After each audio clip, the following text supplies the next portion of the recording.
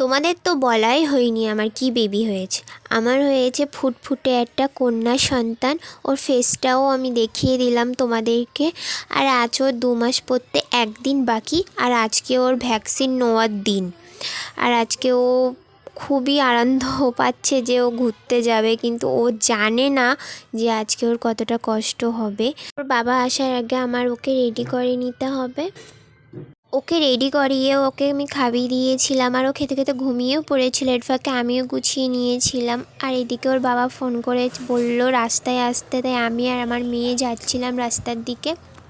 মেয়েকে নিয়ে বাইকে করে যাব, আর ওখানে ভিডিও করার অ্যালাউ ছিল না, অল্প একটু করেছিলাম। আর মেয়েকে 2 পায়ে দুটো দিয়েছে, হাতে একটা ভ্যাকসিন দিয়েছে। খুবই কান্না করছিল। বাড়ি আসার পরে একটু শুয়েছিল, হাত পা নাড়ানাড়ি করছিল। কষ্ট হয়েছে মা? কোথায়? হ্যাঁ, কোথায় ইঞ্জেকশন দিচ্ছে? কোথায়? ব্যথা ব্যথা? বকে দেবো, একদম বকে দেবো ওদেরকে।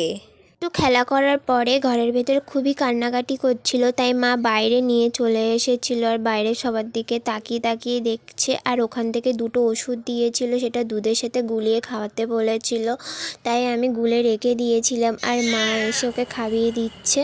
তো খেতেই চাইছিল না, মা জোর করে খাইয়ে ঘুম পাড়িয়ে দিয়েছিল। আর এর ফাঁকে আমি খেয়ে নেবো না, এরপরে উঠে গেলে আমি আর খেতেই পারবো না।